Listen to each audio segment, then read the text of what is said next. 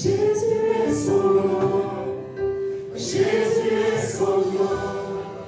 Jésus est son nom. Jésus est son nom. Jésus est son nom. Jésus est son nom. Jésus est son nom. Alléluia, c'est le nom de Jésus que nous sommes venus louer ce matin.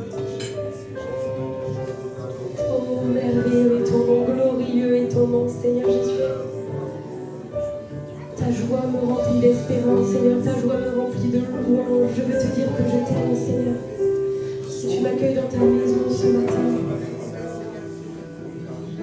merveilleux est ton nom, puissant est ton nom. Tu es tellement grand, tellement beau, tellement glorieux, Seigneur. Mon âme est émerveillée de réaliser à quel point tu es beau, à quel point tu es grand et à quel point tu m'aimes, Seigneur. Alléluia, merci pour ta présence. Merci pour ton amour, Seigneur.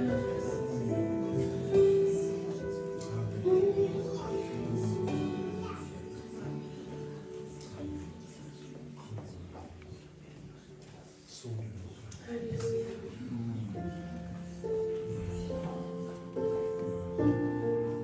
Oh, ce matin, que nous puissions prosterner nos vies. Prosterner nos vies devant lui. Reconnaître sa grandeur, sa majesté. Et offrir encore notre vie en entier à 100%.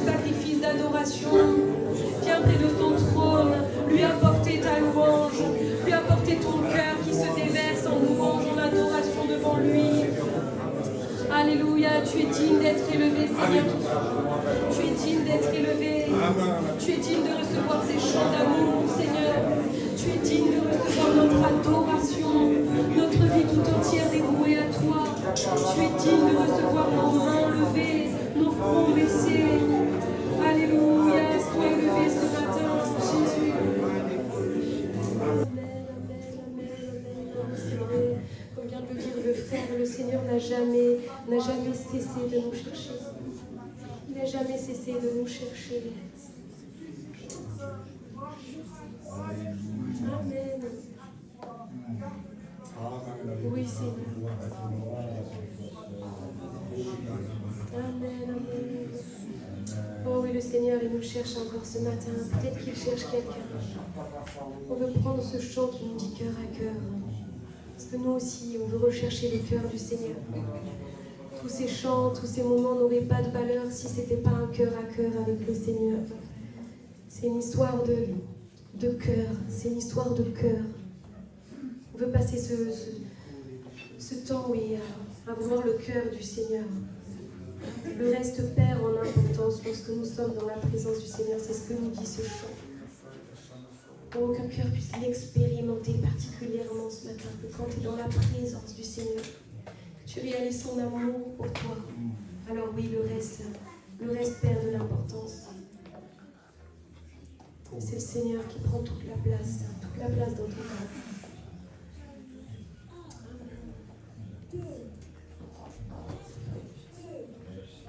Alléluia.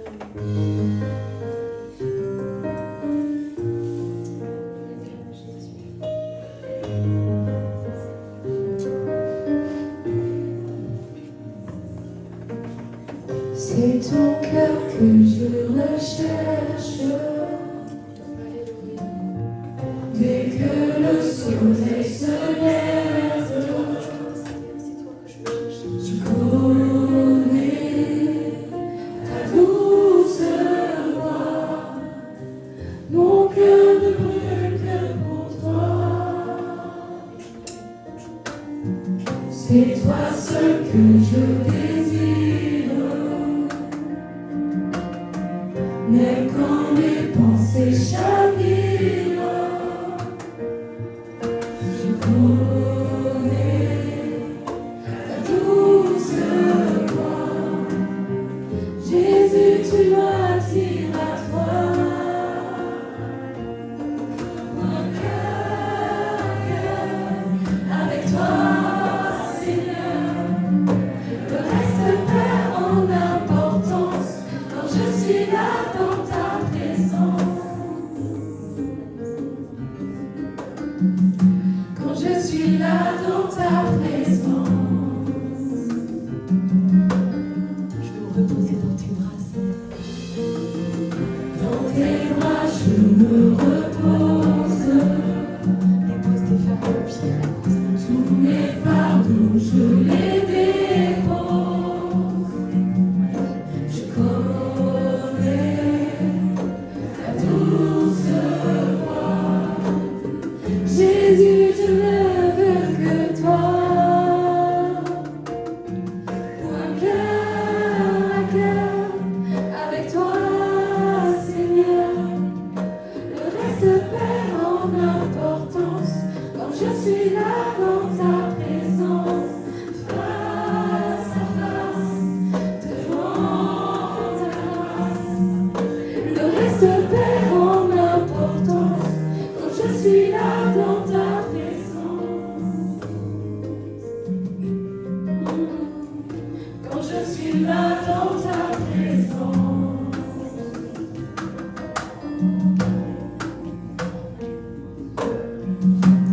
Je vis le genou, j'abandonne tout.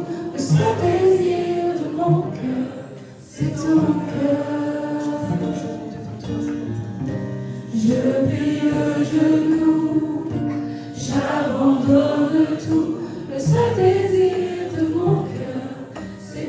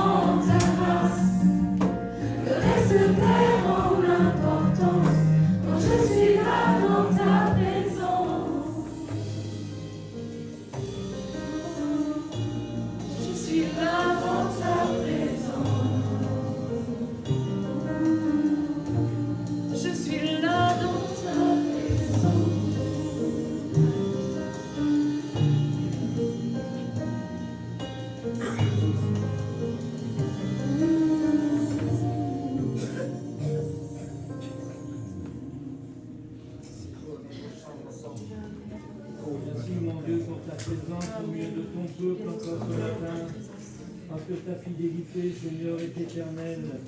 Seigneur, tu ne renies pas ta parole, tu ne renies rien parce que tu es un Dieu parfait. Ta grandeur est au-dessus de toute chose. Tout ce qui fait dépasse, Seigneur, parce que tu es le Dieu de la création. Seigneur, ce que nous sommes, c'est toi qui l'as permis. Aujourd'hui, nous sommes dans ta présence pour t'apporter notre reconnaissance, la reconnaissance, dans la louange, dans l'adoration, afin que ton nom soit glorifié au milieu de nous. Tu es le Père éternel, Seigneur, sans ombre de variation. Tu es toujours le même, Seigneur, depuis la création jusqu'à ce jour. Tu tiens tout dans ta main, Seigneur. Un mot de toi, une parole de toi, et tout change, tout se transforme. Seigneur, merci pour ta fidélité, Seigneur, parce que tu es ce Dieu qui vraiment nous dépasse, Seigneur, mais nous n'avons pas à savoir ce qu'il se passe, Seigneur, parce que nous savons que toi, tu prends toute ta place dans notre cœur et dans nos vies, si nous voulons te laisser faire et agir. Merci encore pour ce moment de partage, Seigneur, que l'Église soit, Seigneur, ouverte à ta parole, ouverte à toi, Seigneur. Et merci parce que par Jésus, nous avons reçu ce sacrifice parfait à la croix pour que notre péché soit pardonné. Aujourd'hui, si nous sommes là, Seigneur, c'est un effet de ta grâce, de ta bonté, de ton amour. Prends toute la place dans l'Église parce que tu es le Dieu de toute éternité. Amen, Seigneur, et gloire à ton nom, au nom de Jésus. Amen.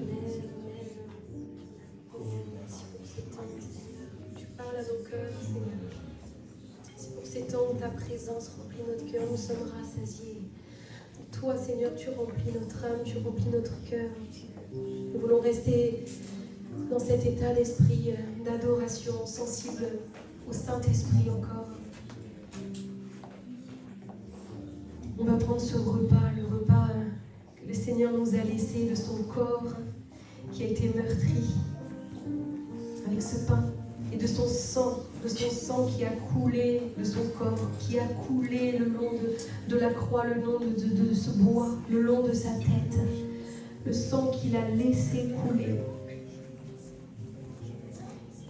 On va prendre ce vin qui représente ce sang, que ce matin on puisse se laisser encore transformer en prenant ce repas. Transformer encore par ce sang qui nous lave, qui nous purifie de tout péché. Ce sang qui coule sur nos vies ce matin. Encore pour effacer nos fautes, effacer nos péchés. Ce matin nous sommes justifiés par le sang de l'agneau. Le Seigneur a donné de sa vie pour que tu sois pardonné. Il a donné de son sang pour que tu sois justifié. Amen. Nous voulons réaliser toute la profondeur de ces symboles que nous allons prendre ce matin. Ce pain qui représente ce corps meurtri, ce corps qui a été abîmé, qui a été lacéré, qui a été percé. Ce corps qui a porté notre péché, qui a porté notre maladie, qui a porté tout le poids de ce monde. Et dans lequel nous avons la guérison. Nous avons la guérison dans ces meurtrissures, nous dit la parole du Seigneur. Ce matin, que quelqu'un puisse se saisir du corps de Jésus qui a été meurtri pour lui en prenant ce pain. Que quelqu'un puisse se saisir du pardon véritable de toutes ses fautes et ses transgressions en prenant le vin ce matin. Si vous voulez vous lever, tous ceux qui ont donné leur vie au Seigneur, tous ceux qui ont été baptisés, qui se sont engagés à suivre le Seigneur, levez-vous, afin qu'on puisse ensemble prendre ce repas. Laissons encore le Saint-Esprit travailler nos cœurs, parler à nos cœurs. Révéler à nos cœurs que nous sommes enfants de Dieu. Rappeler à notre âme si nous sommes libérés, si nous sommes rachetés, si nous sommes réconciliés avec Dieu, c'est parce que tu as pris sur toi la condamnation. Amen, amen, amen. Tu as pris sur toi le poids de nos péchés, le poids de nos fautes. Et tu n'as pas regardé comme quelque chose d'honteux de venir à notre rencontre. Tu n'as pas regardé comme quelque chose d'honteux de nous aimer malgré que nous étions pécheurs. Mais tu t'es livré pleinement, Seigneur. Quel amour, quelle grâce, Seigneur. Merci pour ce repas, Seigneur, encore que nous pouvons partager dans la communion fraternelle. Merci pour ton sacrifice, pour ton sang, Seigneur, qui crie encore aujourd'hui, qui appelle encore aujourd'hui, qui sauve encore aujourd'hui. Que toute la gloire te revienne, Père, dans le nom de Jésus. Amen, amen, amen, amen. Avant de laisser place au temps de prédication, On va prendre ce chant qui nous dit « Je cours vers le Père ». Et donner l'occasion à quelqu'un ce matin de courir dans les bras du Père. Et t'as peur ce matin de revenir avec lui. Peut-être que tu es resté à côté tout au long de ce culte, même pendant ce temps de Sainte-Seine. Tu es resté peut-être à côté en disant « Mais c'est pas pour moi, je suis trop loin du Père ». Mais non, le Seigneur ce matin va te dire « Viens vers moi ». Alors que ce matin tu puisses courir vers le Père, ne te cache plus, fais-lui face. Il t'aime et il veut t'accepter, t'accueillir à nouveau ce matin.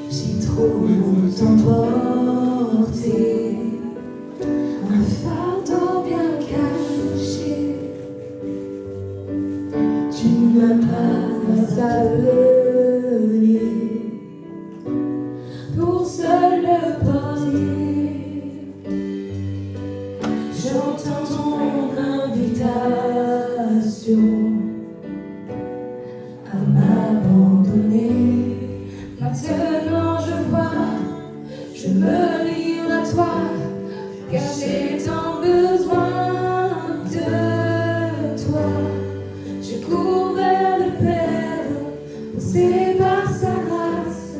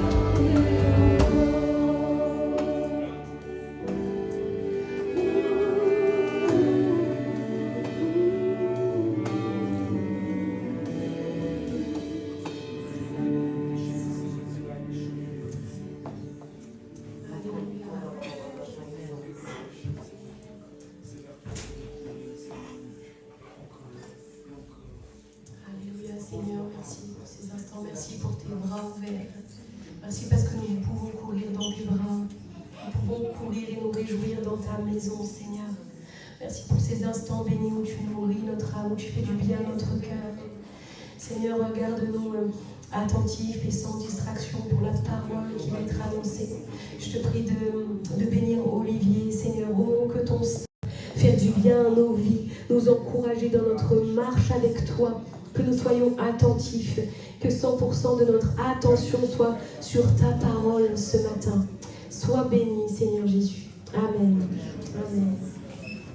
Voilà, bonjour à tous.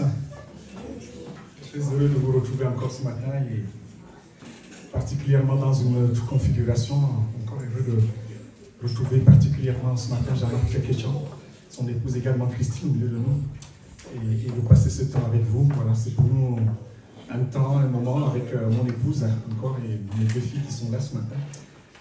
Un temps émouvant encore parce que il y a quelques années, 2004, 2005, j'étais revenu sur 2001 sur refaire un stage et puis j'avais revenu sur Saint-Étienne et Jean-Marc Kékéchan m'avait pris dans le groupe d'anciens, de prédicateurs, et il m'avait proposé avec Lolo à l'époque également de rentrer dans le ministère.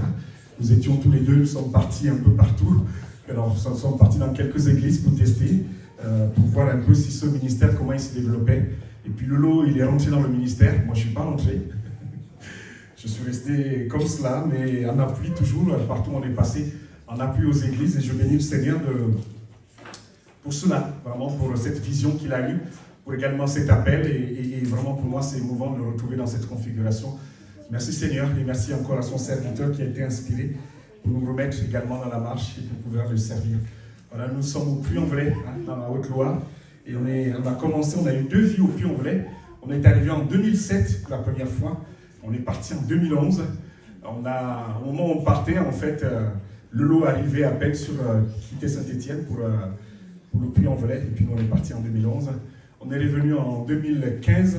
Quand Lolo, lui, on a juste souvent chaque fois fait des jonctions et puis il est parti. Voilà. Donc, heureux de partager ces temps, ces paroles ce matin avec vous. Je vais lire dans l'Ancien Testament. On va aller dans le livre des Juges particulièrement.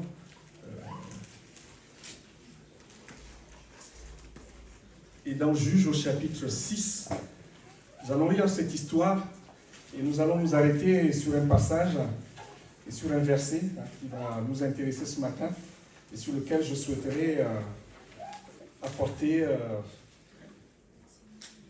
développer, donner quelques points qui sont utiles. Parce que c'est Paul qui disait à Timothée que toute l'écriture est inspirée de Dieu, utile pour enseigner, utile pour convaincre, utile pour corriger, utile pour instruire également dans la justice, afin que l'homme de Dieu soit accompli et propre à toute bonne œuvre. Et l'idée ce matin, c'est que effectivement cette parole puisse servir, soit utile ce matin, et qu'on ne soit pas tout simplement en train d'écouter un homme qui n'est certainement pas plus éloquent que cela, mais que ça soit plutôt le conseil de Dieu qui vienne ce matin, encore toucher, parler à quelqu'un ce matin, à un cœur, à une vie peut-être qui passe par un temps particulier. On reprendra le contexte de ce livre de Juges et particulièrement ce chapitre 6, avec, s'il y a un titre à donner ce matin, c'est « Va avec la force que tu as ». Va avec la force que tu as. Et on va lire ensemble Juges au chapitre 6 pour replacer les choses dans leur contexte et de leur contexte tirer quelques leçons ce matin. Et 2 points sur lesquels je vais essentiellement m'appuyer sur ce conseil, va avec la force que tu as. Parce que souvent dans la vie, lorsqu'on ne réalise pas qu'on a un potentiel, qu'on a quelque chose, assez facilement on peut passer à côté des choses et vivre une vie qui est comme vivait à l'époque, effectivement, ces hommes, ces hommes d'Israël, dans ce contexte avec Madian, ils étaient tout écrasés, ils étaient là en train, chaque fois qu'ils semaient, chaque fois qu'ils faisaient tout ce travail, à la fois les récoltes étaient peu, ils étaient obligés de se cacher, n'ayant pas réalisé la puissance, la grandeur de Dieu au travers d'eux, pour que Dieu puisse accomplir ce miracle et puisse se défaire de cette oppression. Mon but ce matin, c'est que la parole de Dieu puisse ce matin délivrer, libérer un cœur, une vie peut-être, pour que tu rentres dans ce à quoi Dieu t'appelle et peut-être que ta vie aujourd'hui est comme celle de ces hommes qui étaient à l'époque en train de glaner, en train de se cacher, en train de subir, en train de vivre une oppression qui était dure sur elles. Peu importe aujourd'hui, quand on voit l'actualité, lorsqu'on la passe en revue, on voit ce qui se passe, on parle de harcèlement moral, harcèlement sexuel, etc. Et on peut vivre des choses et des contextes qui peuvent être difficiles au sein des familles, dans le milieu professionnel, que sais-je encore. Et peut-être il y a quelqu'un qui est écrasé ce matin et qui a besoin d'entendre cette parole ce matin de la part du Seigneur. Va avec la force que tu as. Alors, on va lire ensemble Juges au chapitre 6. Il est écrit ceci. Excusez-moi pour la voix, je ressors d'une grippe un peu. Les enfants d'Israël firent ce qui déplaît à l'Éternel, et l'Éternel les livra entre les mains de Madian pendant 7 ans. La main de Madian fut puissante contre Israël. Pour échapper à Madian, les enfants d'Israël se retiraient dans les ravins, les montagnes, dans les cavernes et sous les rochers fortifiés. Quand Israël avait semé, Madian montait avec Amalek et les fils de l'Orient. Il marchait contre lui. Il campait en face de lui, détruisait les productions du pays jusqu'à vers Gaza. Il ne laissait en Israël ni vivre, ni brebis, ni bœufs, ni ânes. Ils montaient avec leurs troupeaux et leurs tentes. Ils arrivaient comme une multitude au souterrain. Ils étaient innombrables, eux et leurs chameaux. Et ils venaient dans le pays pour les ravager. Israël fut très malheureux à cause de Madian. Et les enfants d'Israël crièrent à l'Éternel. Lorsque les enfants d'Israël crièrent à l'Éternel au sujet de Madian, l'Éternel envoya un prophète aux enfants d'Israël et leur dit: Ainsi parle l'Éternel, le Dieu d'Israël. Ainsi parle l'Éternel, le Dieu d'Israël. Je vous ai fait monter d'Égypte. Je vous ai fait sortir de la maison de la servitude. Je vous ai délivré de la main des Égyptiens, de la main de ceux qui vous opprimaient. Je les ai chassés devant vous et je vous ai donné leur pays. Je vous ai dit, je suis l'Éternel, votre Dieu. Vous ne craindrez point les dieux des Amoréens dans le pays desquels vous habitez. Mais si vous n'avez point, mais vous n'avez point écouté ma voix. Puis vient l'ange de l'Éternel, autant pour moi, il s'assit sur le térébinthe d'Ophra qui appartenait à Joas, la famille d'Abiézer. Gédéon, son fils, battait du froment au pressoir pour le mettre à l'abri. L'ange de l'Éternel lui apparut et lui dit: L'Éternel est avec toi, vaillant héros. Gédéon lui dit: Ah, mon Seigneur, si l'Éternel est avec nous, pourquoi toutes ces choses nous sont-elles arrivées? Où sont tous ces prodiges que nos pères nous racontent quand ils disent: L'Éternel ne nous a-t-il pas fait monter hors d'Égypte? Maintenant, l'Éternel nous abandonne et il nous livre entre les mains de Madian. L'Éternel se tourna vers lui et dit: Va avec cette force que tu as et délivre Israël de la main de Madian. N'est-ce pas moi qui t'envoie? Gédéon lui dit: Ah, mon Seigneur, avec quoi le délivrerai-je Israël? Voici ma famille est la plus pauvre en Manassé. Je suis le plus petit dans la maison de mon père. L'Éternel lui dit: Je serai avec toi et tu battras Madian comme un seul homme. Amen. Va avec la force que tu as. Et puis l'ange va dire effectivement: vaillant héros. Lui, il ne se sentait pas, il ne se voyait absolument pas héros, mais pourtant, Dieu avait placé en lui quelque chose de particulier. Et ce texte nous parle effectivement, on a vu le contexte, il nous dit très clairement dans un des versets, le verset 6, Israël était très malheureux. Ils étaient très malheureux parce qu'ils vivaient cette oppression qui était difficile pour eux, parce que chaque fois qu'ils s'aimaient, chaque fois qu'ils plantaient, chaque fois qu'ils avaient quelque chose, en gros, l'adversaire passait. Jean, chapitre 10, ne nous cache pas ses desseins, il ne vient que pour dérober, égorger et détruire. Et c'est ce qu'il faisait. Et il avait tenu ce peuple qui était là, certes, à cause de la désobéissance, mais il l'avait tenu dans l'oppression. Il le tenait, et puis effectivement, c'était compliqué pour eux, parce que tout ce dur labeur qu'ils pouvaient, et tous les efforts qu'ils pouvaient consentir, étaient absolument sans rien. Et il le parle, il dit effectivement, Gédéon était de la tribu de Manassé. Effectivement, c'était la plus petite tribu. Lorsqu'on lit Nombre au chapitre 1 particulièrement, il y a ce qu'on appelle le dénombrement. Et les tribus, elles étaient placées tout autour de la tente d'assignation. Et effectivement, à l'ouest, il y avait ces 3 tribus qui étaient Manassé, qui était Ephraïm, Benjamin, qui était vraiment, et effectivement, Manassé était la plus petite. Elle tournait, et puis effectivement, lorsque la tente d'assignation devait se déplacer, c'est d'abord Juda qui ouvrait la marche. Ils étaient à l'est, et c'était la plus importante en fait des tribus. Et puis après, elles se déplaçaient est, sud, ouest et nord. Ça se déplaçait comme ça. Elles étaient placées, et puis effectivement, à l'ouest, c'était ces 3 tribus qui étaient là, et Manassé était la plus petite. Et vous savez que quand on reprend un peu l'histoire, Joseph effectivement a eu 2 enfants en Égypte, et Jacob, en vérité, il n'y a pas la tribu de Joseph.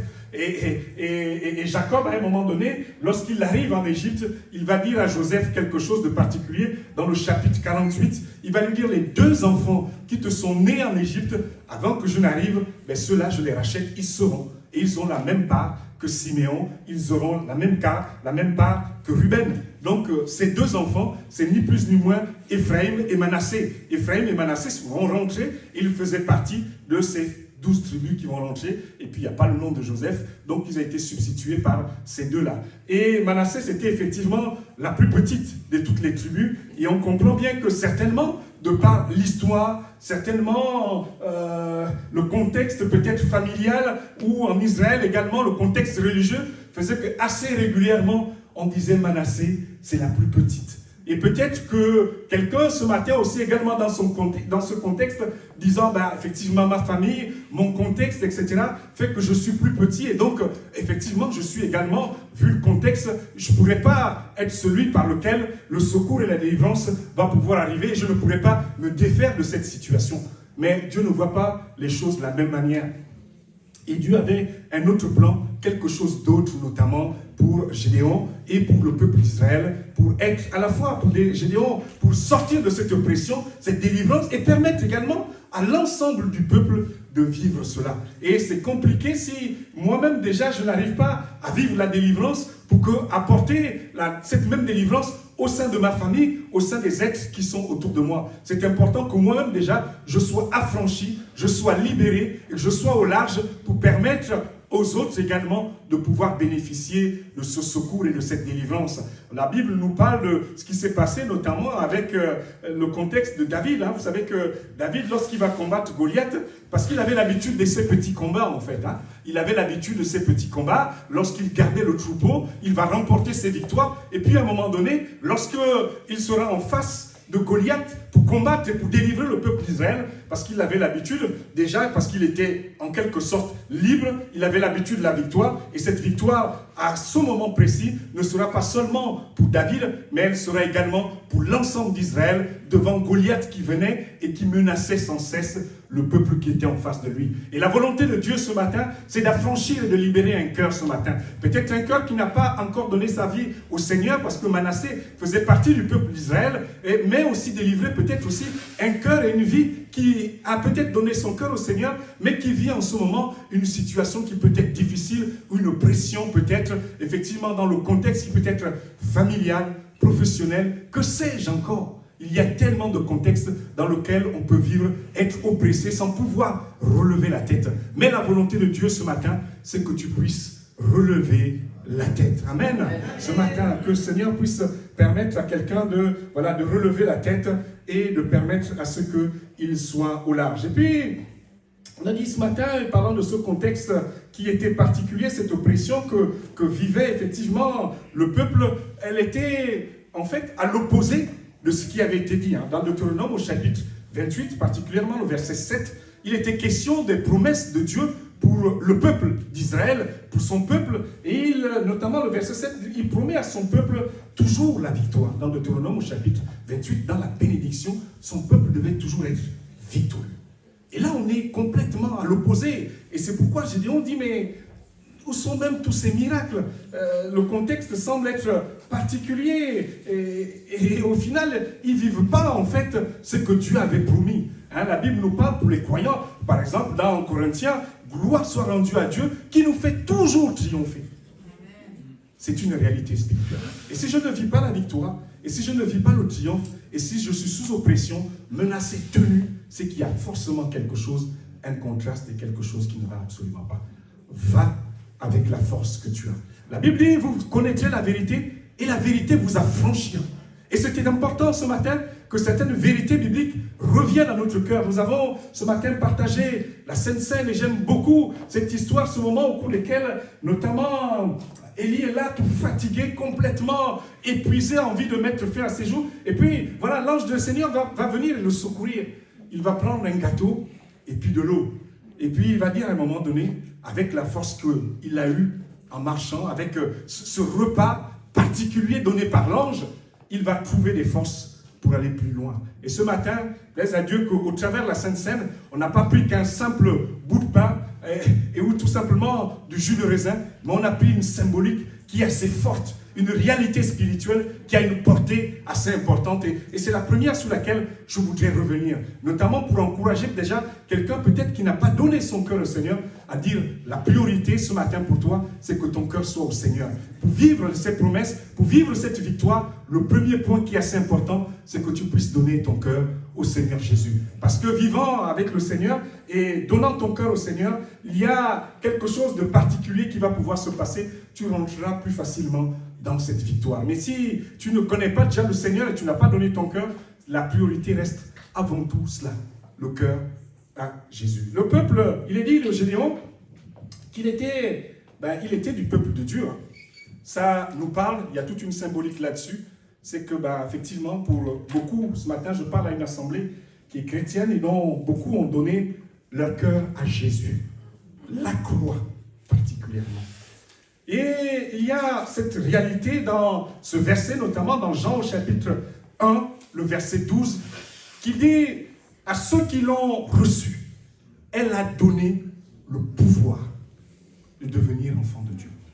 Il y a un pouvoir qui est donné lorsqu'on est enfant de Dieu. Et ce processus se passe lorsque le Saint-Esprit vient nous convaincre de péché, de justice et de jugement, et que nous sommes là saisis par la puissance de Dieu, et nos cœurs véritablement se tournent vers le Seigneur, acceptant son amour, parce que Dieu nous aime et son désir, effectivement, c'est de nous voir heureux. Et dans ce processus, et dans ce moment particulier où l'Esprit de Dieu nous saisit, nous convainc de péché, de justice et de jugement, le désir de Dieu, c'est de pouvoir nous sauver. Si nous répondons favorablement, nos cœurs se tournent vers le Seigneur et nous donnons nos vies et nos cœurs au Seigneur. Et nous devenons enfants de Dieu. Et ce processus n'est pas tout simplement simple parce qu'effectivement, il y a ce moment au cours desquels, à ceux qui l'ont reçu, elle a donné le pouvoir de devenir enfant de Dieu. Ce mot, si vous le regardez en grec, il est, je pense, 103 ou 106 fois dans le Nouveau Testament. Et c'est le même lorsque Jésus dit, par exemple, dans Matthieu 28, il est question, tout pouvoir m'a été donné. C'est le même mot, en vérité. Et donc, lorsque je suis enfant de Dieu, ce n'est pas tout simplement le fait de dire, je suis chrétien. Il y a derrière cette appellation un pouvoir, une autorité spirituelle qui est assez importante. Il y a une autorité spirituelle qui va avec. Il y a un pouvoir. Et c'est pourquoi l'ange va insister, vaillant héros. Il était du peuple élu. Il avait reçu quelque chose. Et j'ai envie de dire, si tu es passé et tu as accepté Jésus comme sauveur et Seigneur dans ta vie, tu as également reçu quelque chose.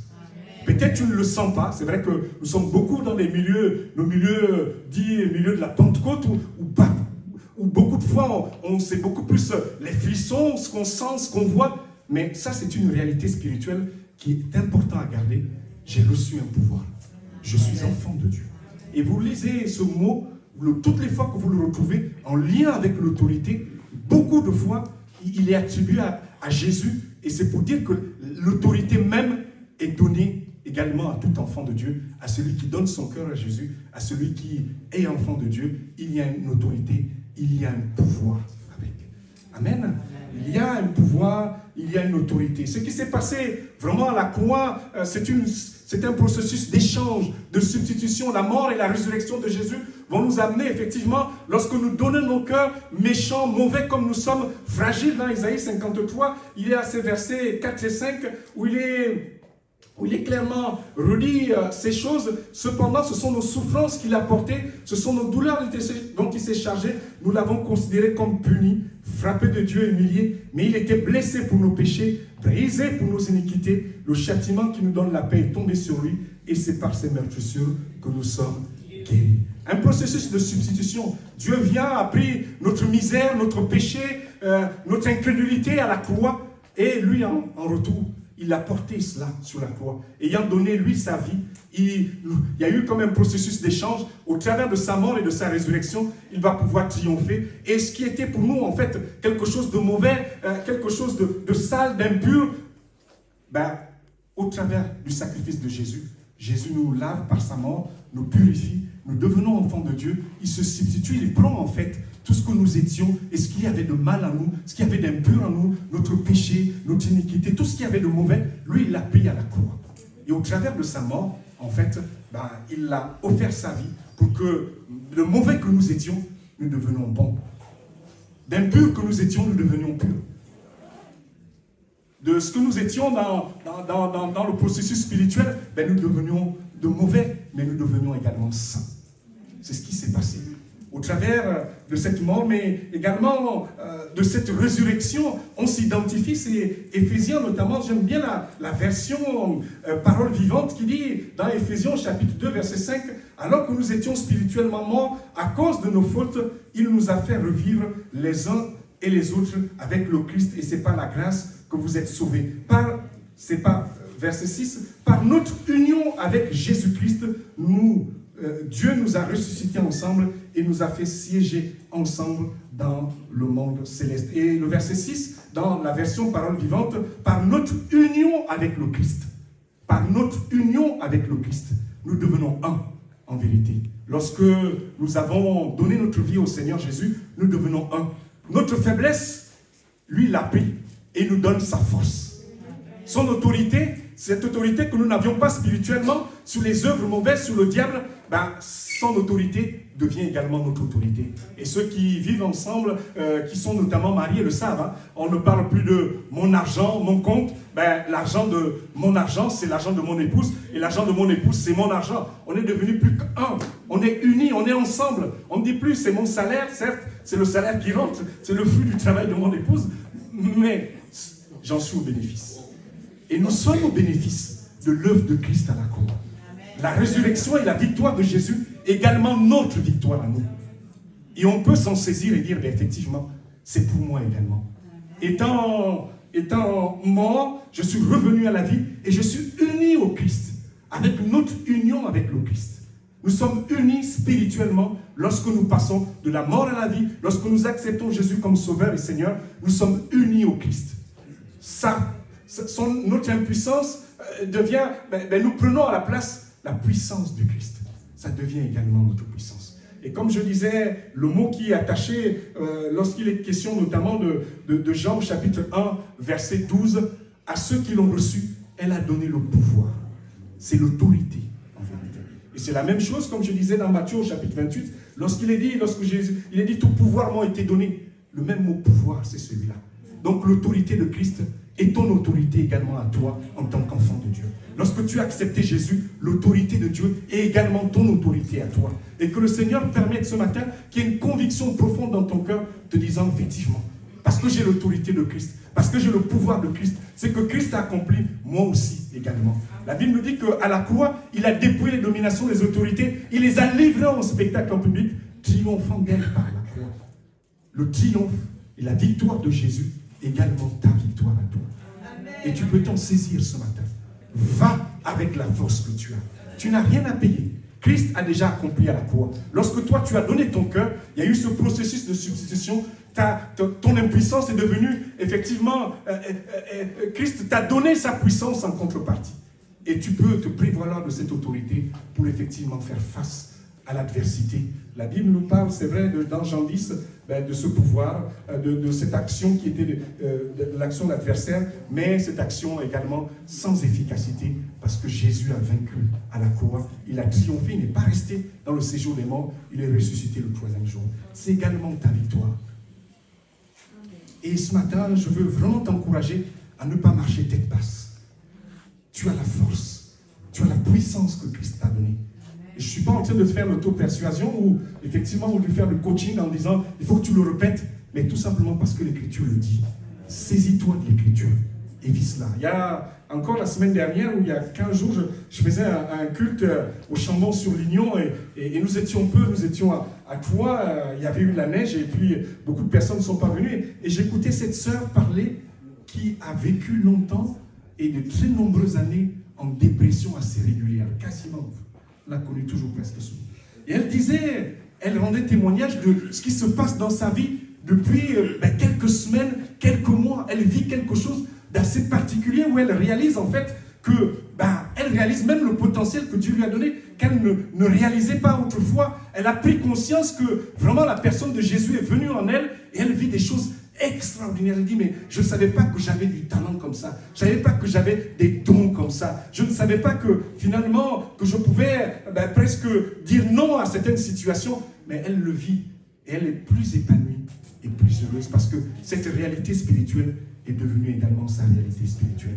Elle disait autrefois, je lisais, souvent elle lisait beaucoup plus les psaumes. Elle était beaucoup plus que tournée vers les psaumes. Mais depuis quelque temps, elle n'a plus le temps vraiment de méditer l'écriture et de lire la parole. Et la parole lui a donné énormément de certitudes spirituelles. Et au travers de ces certitudes spirituelles, elle vit aujourd'hui autre chose.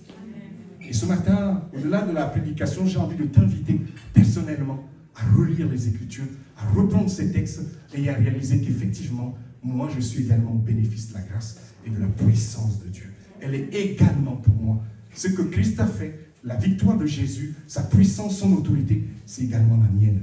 Et face à certaines situations, je peux opposer le nom de Jésus. Amen, ce matin.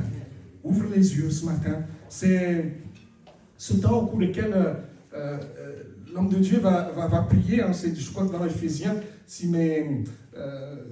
ou Éphésiens, où je pense, je retrouve mes notes, où il est question de cette Éphésiens chapitre 1, vous savez, verset 16, où il est dit, l'apôtre Paul, écrivant aux Éphésiens, va dire, verset 16, je ne cesse de rendre grâce pour vous, faisant mention de vous dans mes prières, afin que le Dieu de notre Seigneur Jésus-Christ, le Père de gloire, vous donne un esprit de sagesse et de révélation dans sa connaissance, et qu'il illumine les yeux de votre cœur pour que vous sachiez quelle est l'espérance qui s'attache à son appel, quelle est la richesse de la gloire de son héritage qu'il réserve aux saints, qu'il illumine les yeux de votre cœur.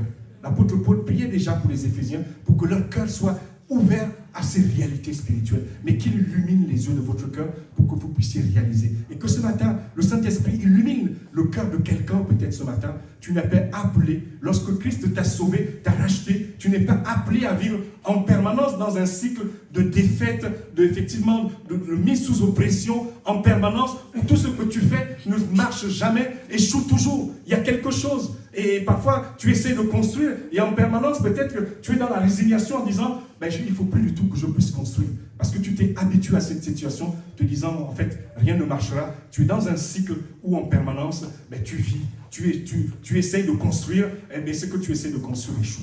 Ce matin, j'ai envie de te dire, tu as reçu. Tu as reçu.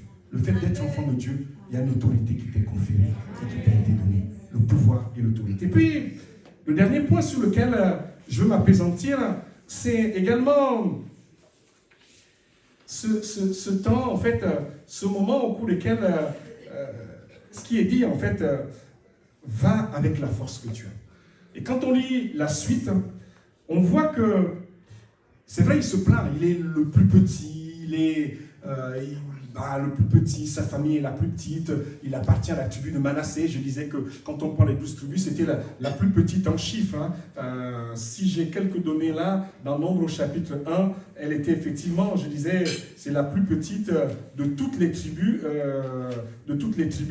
Elle était, un Nombre au chapitre 1, Manassé, c'était 32 200 personnes à l'époque, alors que Judas, c'est 74 600 par exemple.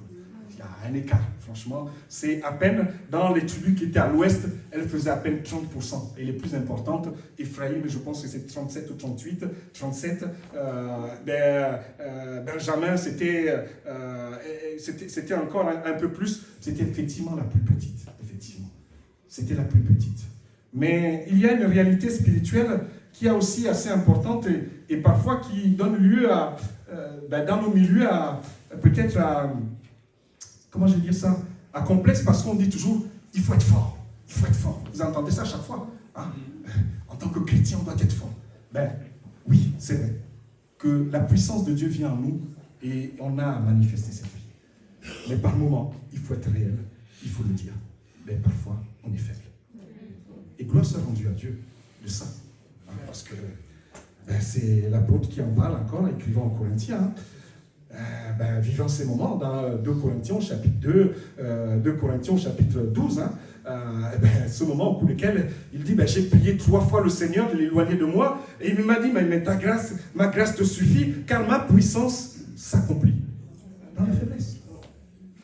Oui. Et il dit quoi? Je me glorifierai donc bien plus volontiers de mes faiblesses, afin que la puissance de Christ repose sur moi. C'est pourquoi je me plais dans les faiblesses, dans les outrages, dans les calamités, etc., dans les détresses pour Christ. Car quand je suis faible, c'est alors que je suis fort. Oui. Oui. Et Dieu se plaît, qu'est-ce qu'il dit dans 2 Corinthiens, au chapitre 2 Corinthiens, chapitre 4, verset 7, nous portons ce trésor dans des vases de terre, afin que cette grande puissance soit attribuée à qui? À Dieu, et non à nous. Ah oui. Ah oui. Dire que j'ai peur, dire que j'ai crainte, c'est pas non plus un état d'échec complet. Ça arrive. Et ça arrive. Et les hommes de Dieu l'ont expérimenté. La Bible nous parle de ce moment au cours duquel Dieu va rejeter Saül. Ça vous parle? Et il va envoyer Samuel d'aller donner l'onction à David et dans la maison. Qu'est-ce qu'il dit, Samuel? À Samuel, au chapitre, je pense le verset 16, à Samuel, j'ai plus la référence, le verset, je n'ai pas le chapitre, mais je reprends. L'Éternel dit à Samuel, je ne sais plus le chapitre alors, verset 16, j'ai juste le verset, je ne sais pas pourquoi peu importe. L'Éternel dit à Samuel, quand cesseras-tu de pleurer sur Saül? Je l'ai rejeté afin qu'il ne règne plus sur Israël. Remplis ta corne d'huile et va, je t'enverrai chez Isaïe le Béthlémite, car j'ai vu parmi ses fils celui que je désire pour roi. Samuel dit, comment irai-je? Saül l'apprendra et il me tuera. C'est Samuel qui parle là.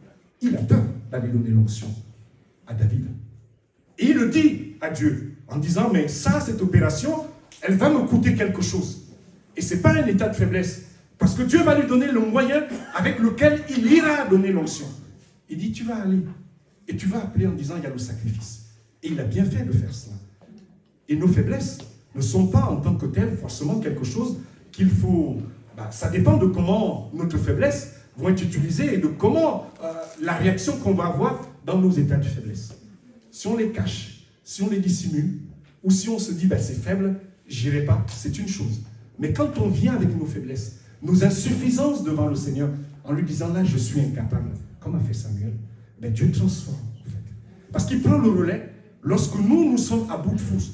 On l'a vu dans beaucoup de fois et dans beaucoup de situations où nous, on tente à tout prix de tenir notre situation, à tout prix avec nos forces, et on voit qu'on s'épuise à un moment donné. Et Dieu ne viendra à la rescousse que lorsqu'on va lâcher prise. Sa puissance commence là où nous on lâche prise, là où on est faible, là où nos limites s'arrêtent. Et là, lui, il prend le relais. Et c'est important de le dire et de le reconnaître. Et ce n'est pas un état de faiblesse que de dire, Seigneur, j'ai du mal à parler à mon chef. J'ai du mal dans cette situation de couple. J'ai du mal dans cette situation relationnelle. J'ai du mal avec cette situation. C'est un état. On reconnaît nos limites. Jean-Baptiste pouvait dire, il faut que moi je diminue, afin que lui puisse croître. Et de dire, oui, c'est un état de faiblesse. Mais pas d'y rester. Mais de dire, Seigneur, j'ai besoin de toi dans cette situation. Et mes limites sont là.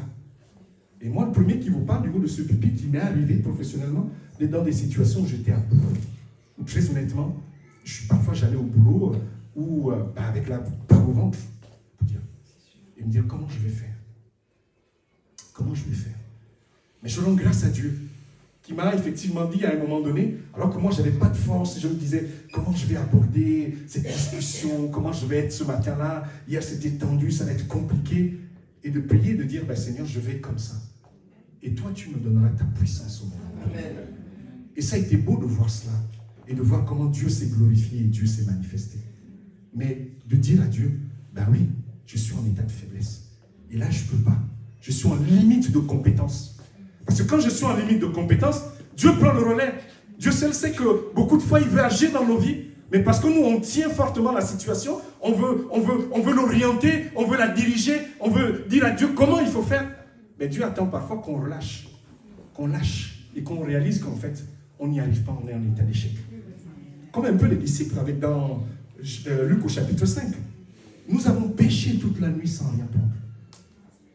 ils reconnaissent leur état. C'était des hommes compétents. Ils savaient leur métier. Mais Seigneur, sur ta parole, je jetterai les filets. Ce n'était pas facile pour eux, effectivement, de jeter les filets dans cette période et dans ce moment. Mais ils ont reconnu leur échec. Et c'est parce que quand ils ont reconnu leur échec, que Dieu a pu se glorifier. Et vous allez jeter les filets maintenant. Et c'est bien quand l'apôtre Pierre répond, mais sur ta parole, je jetterai les filets. Mais il a fallu qu'ils échouent d'abord, qu'à un moment donné, Dieu prend le relais. Et ce n'est pas ne pas être spirituel que d'être en limite. Et la Bible nous parle de ce moment, puisqu'il dit, cette grande puissance, on la porte dans des vases de terre. Et en tant qu'humain, on a des limites. Notre histoire est jalonnée de notre naissance à la vie, ce qu'on est, nous amène à voir, et nous discutions encore avec mon épouse sur certaines situations, même à la fois professionnelles, il faut le dire. Il y a parfois dans nos vies des situations sur lesquelles on a marché et très honnêtement, c'est compliqué parce que on aime la paix. Et quand se trouve une situation conflictuelle, comment on fait? Et quand toute la vie, on n'a pas su gérer en fait le conflit et qu'on n'a jamais su s'affirmer, c'est compliqué. Moi, c'est un apprentissage pour moi. Je ne suis pas encore arrivé, mais j'arrive. En tant que cadre, j'ai une équipe assez importante. C'était pas dans mon style en fait, de dire c'est comme ça, vous allez obéir, vous allez respecter. Dans ma nature et dans mon éducation, j'avais envie de fuir en permanence. Mais là, Dieu m'amène à réaliser, et je réalise mes limites. Et là, je dis Seigneur, là il faut que je dise quelque chose. Là, il faut que je m'affirme. Là, il faut que je dise le contexte. Il faut que je mette le cadre, parce que c'est important et c'est ma place. Et j'ai rien volé, c'est Dieu qui m'a placé là. S'il a voulu que je sois là, c'est également pour accomplir sa volonté. Et fuir, ce n'est pas accomplir la volonté de Dieu, il faut que je l'affronte. Et on a nos limites, par notre histoire, par notre éducation. Mais comme je disais, pour Manassé, certainement il a entendu chaque fois, ta tribu est la plus petite, mais comment prendre l'autorité et pouvoir se lever comme cela facilement? Ce n'est pas facile. Limite de compétence, Seigneur. Je suis en limite. Je suis en limite dans mon couple. Je suis en limite professionnellement. Je suis en limite dans cette situation avec ma belle-fille. Je suis en limite avec mon gendre. Je suis en limite avec... j'arrive pas. Seigneur, je veux. Et j'ai besoin de toi. Et ce n'est pas un état de faiblesse. Et cette faiblesse, effectivement, il lui dit, va avec la force que tu as. Cette force, c'était également sa faiblesse. Et Dieu transforme nos faiblesses en force. Va comme ça. Va comme ça. Et moi, je vais te donner ce qu'il faudrait que tu dises. Moi, je vais te donner ma force. Ta limite sera là. Et moi, je vais prendre le relais là où ta limite, où ta compétence s'arrête, où ton éducation, tes forces s'arrêtent.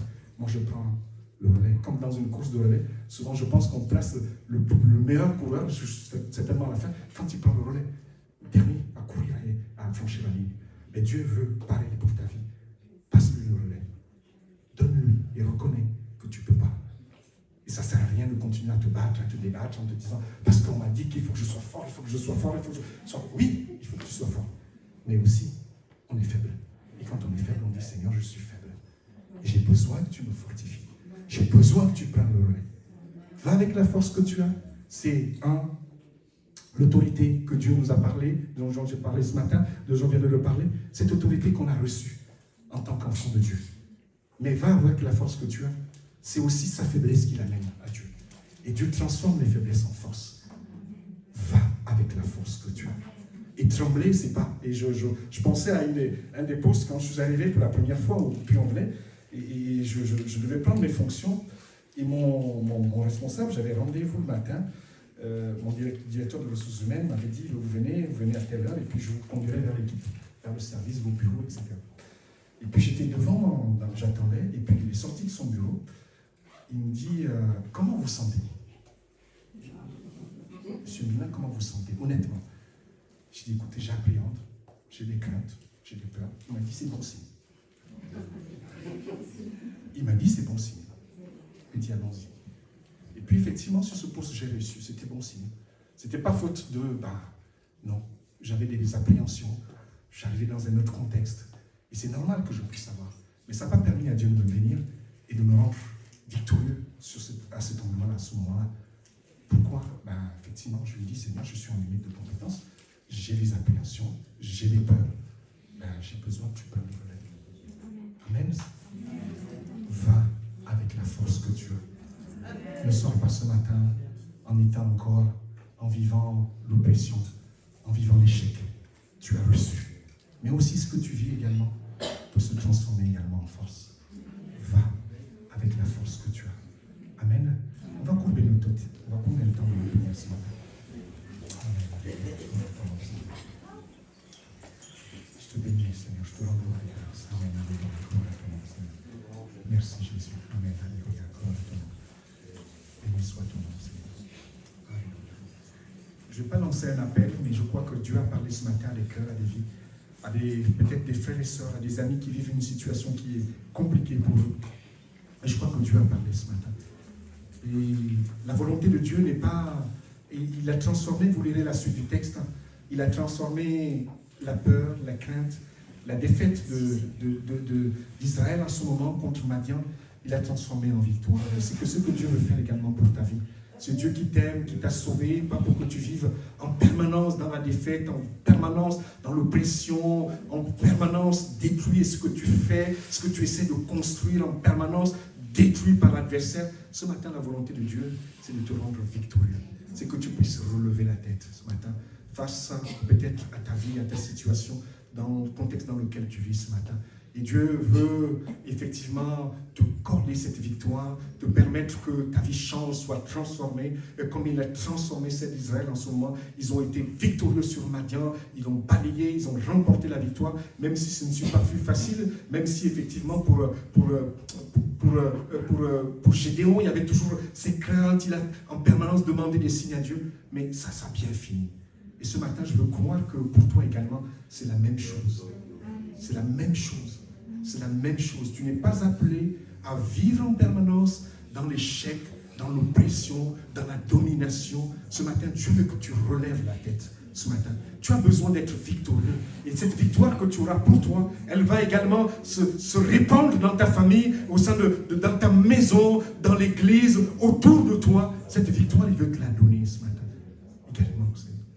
Amen. Alléluia. Peut-être, voilà, ce matin, il y a des cœurs qui se sont sentis. Ce matin, je ne veux pas annoncer un appel, mais tu sais dans ton cœur. Je ne veux pas voir qui est peut-être personnellement concerné, mais je crois que ce matin, il y a des cœurs qui sont concernés par ce message, par cet appel. Dieu me l'a mis à cœur toute la semaine et en permanence, régulièrement. Des choses ont confirmé que c'était vraiment le message qu'il fallait que j'apporte ce matin à son peuple. Et je veux croire ce matin qu'il y a un cœur qui doit être libéré, il y a un cœur qui doit être affranchi, il y a un cœur qui a besoin d'un nouveau départ avec le Seigneur. Amen. Alléluia. Peut-être mettre la contribution, Jean-Marc Tchèque-Létian ce matin dans la prière, je vais peut-être te demander. Jean-Marc, s'il te plaît.